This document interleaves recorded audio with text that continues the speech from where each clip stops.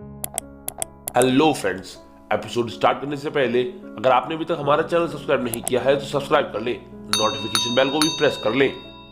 Episode की starting में हम देखते हैं कि याबाओ ने ज्यू को पोर्टल के जरिए ट्रेनिंग ग्राउंड में फेंक दिया था और अपनी पावर से एक्टिवेट करके ज्यू को फाइट के लिए प्रिपेयर होने के लिए कहा था। फिर वो अपने मेटालिक ग्लव्स से जमीन में एक पंच मारती है जिससे ज्यू को समझ में आ जाता है कि याबाओ इस ट्रेनिंग फाइट के लिए सीरियस है। फिर याबाओ ज्यू की तरफ आगे बढ़ते हुए कहती है कि अगर तुम इस फाइट के लिए सीरियस नहीं हुए तो मैं यहाँ तुम्हें कीड़े की तरह मसल कर रख दूंगी। और इसी के साथ वो तेजी से ज्यू की तरफ आगे बढ़ते हुए अपने मेटालिक ग्लव से एक पंच मारती है जिसे ज्यू अपनी डिवॉरिंग शॉट से ब्लॉक कर लेता है। तो ये देखकर याबाओ कहती है कि तुम एक सेकंड के लिए भी ये मत सोच लेना कि तुम मेरे अटैक्स को ब्लॉक कर पाओगे। फिर वो अपने दूसरे ग्लव्स का यूज करते हुए कॉम्बिनेशन बस्ट अटैक का यूज करती है जिससे ज्यू पीछे की तरफ धकेला जाता है और याबाओ जंप मारते हुए ज्यू के पास जमीन पर अपने मेटालिक ग्लव्स के साथ एक जोरदार पंच मारती है जिससे रिलीज होने वाले प्रेशर से ज्यू पीछे की दीवार में जा लगता है। तो ये देखकर याबाओ कहती है कि क्या हुआ, तुम में बस इतनी ही ताकत है। ये सुनकर ज्यू को गुस्सा आने लगता है और वो उसे अपनी ट्रू स्ट्रेंथ दिखाने के लिए अपनी स्वॉर्ड को 8% ओवरलोड कर लेता है। इसी के साथ वो स्पीड में याबाओ के पीछे आकर उस पर अपनी स्वॉर्ड से अटैक करता है जिसे वो आसानी से ब्लॉक कर लेती है। ये देखकर ज्यू को भी समझ नहीं आता है कि याबाओ इतने हैवी ग्लव्स के साथ उसके हाई स्पीड अटैक्स को भी ब्लॉक कैसे कर पा रही है। फिर वो अपनी स्पीड को इंक्रीज करते हुए याबाओ पर अटैक करने लगता है। हम देखते हैं कि याबाओ ज्यू के इन अटैक्स को भी इजीली ब्लॉक कर पा रही होती है। फिर वो ज्यू का अटैक ब्लॉक करते हुए कहती है कि तुम्हारे अटैक्स को प्रिडिक्ट करना बहुत ईजी है और वो ज्यू को पीछे की तरफ धकेलते हुए कहती है कि इस तरह तो तुम मुझे टच भी नहीं कर पाओगे। इस पर ज्यू कहता है कि अगर ऐसा है तो मैं बिल्कुल भी होल्ड बैक नहीं करूंगा और बताता है कि जब मैं मूव कर रहा था तो मैंने जमीन पर कुछ मार्क्स बना दिए थे। फिर वो याबाओ को उसके अल्टीमेट मूव के लिए खुद को प्रिपेयर करने का बोलते हुए एनर्जी सर्च का यूज करता है जिससे ज्यू को लगता है कि उसके इस अटैक से डेफिनेटली ही याबाओ को थोड़ा डैमेज हुआ होगा। और जब धूल हटती है तो ये देखकर वो हैरान रह जाता है कि याबाओ पर एनर्जी सर्च का कोई भी इम्पैक्ट नहीं हुआ क्योंकि उसने अपने आसपास अपने मेटालिक ग्लव से एक शील्ड बना ली थी।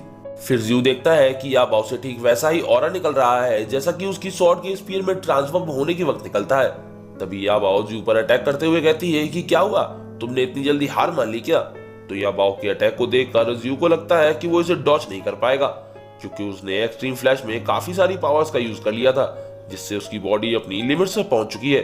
और इसी के साथ याबाओ ज्यू को अपने ग्लव से पकड़ लेती है जिस पर ज्यू खुद को सरेंडर कर देता है। जिस पर वो बोलती है कि मैंने तो बस अभी ही अपनी हेट्रोजेनियस स्वॉर्ड एक्टिवेट की थी और तुमने तो हार भी मान ली, तुम तो बहुत वीक हो। जिस पर ज्यू कहता है कि मुझे पता था कि तुम्हारा इक्विपमेंट भी एक हेट्रोजेनियस स्वॉर्ड है। जिस पर वो बताती है कि हेट्रोजेनियस स्वॉर्ड तो एक सिंपल वेपन है जो स्पेसिफिक कंडीशन में यूजर को एक न्यू फॉर्म देता है जिसे मैनिफेस्टेशन कहते हैं और स्वॉर्ड की पावर यूजर के फिजिक और विल पर डिपेंड करती है।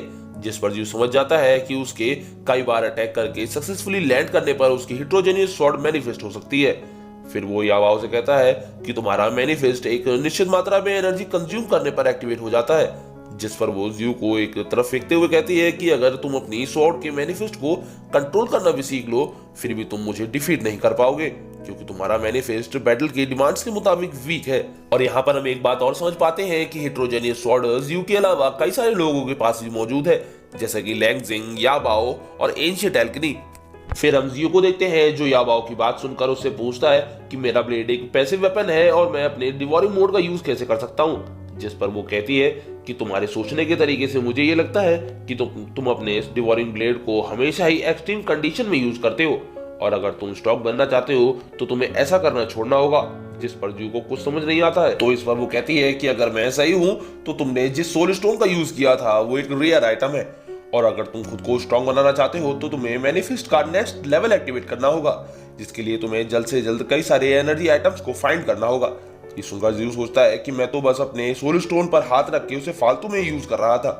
फिर याबाओ पोर्टल के जरिए वहां से जाते हुए कहती है कि जहां तक मुझे पता है कि एनर्जी आइटम्स नॉर्मली अब डंजन्स में नहीं मिलते हैं। फिर वो ज्यू को याद रखने का कहती है कि हेट्रोजेनियस स्वॉर्ड दो धारी तलवार है जिसकी पावर्स हमेशा ही उसके यूजर्स के मुताबिक कम या ज्यादा होती है। फिर वो वहां से जाते हुए कहती है कि आई होप हम जब नेक्स्ट टाइम मिलेंगे तो तुम मुझे डिसअपॉइंट नहीं करोगे। फिर हम देखते हैं कि ज्यू को याबाओ की कई सारी बातें समझ में नहीं आई होती हैं। फिर ज्यू अपनी स्वॉर्ड को उठाते हुए सोचता है कि याबाओ की बातों से मुझे डिवॉरिंग स्वॉर्ड का मैकेनिज्म समझ में आ गया है, इसीलिए वो जल्द से जल्द आइटम्स को फाइंड करने का तय करता है। जिससे वो भी याबाओ की तरह स्ट्रांग होकर पॉइंट्स अर्न कर सके। और जैसा कि हम जानते ही है कि जून पॉइंट से यूई को रिवाइव करने वाला है और वो खुद को जल्द से जल्द स्ट्रांग बनाने का तय करता है। इसी के साथ हमारा एपिसोड यहीं खत्म हो जाता है और वीडियो पसंद आई हो तो लाइक शेयर और कमेंट करना ना भूलें। Thanks for watching.